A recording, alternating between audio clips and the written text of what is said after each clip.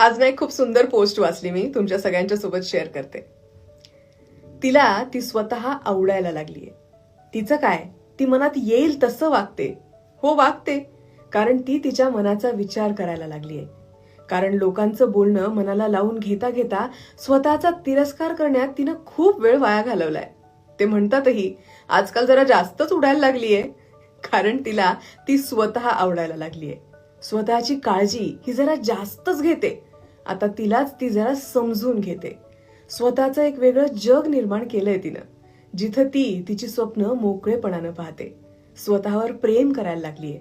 तेव्हापासून स्वतःला सावरायला शिकलीये. माहिती नाही का, पण तिला ती स्वतः आवडायला लागलीये. तुमच्या लाईफ मधली जर कुणी एखादीशी स्ट्रॉंग वुमन असेल ना, मुलगी, गर्लफ्रेंड, बहीण, आई, बायको, कुणीही असेल, जी स्वतःची काळजी घ्यायला शिकलीये, तिला हे पाठवा. किंवा जी अजूनही स्वतःची काळजी घेत नाहीये, तिला हे रील पाठवा आणि सांगा की तू स्वतःला प्रायोरिटी द्यायला शिक, म्हणजे सगळं सॉर्टेड आहे.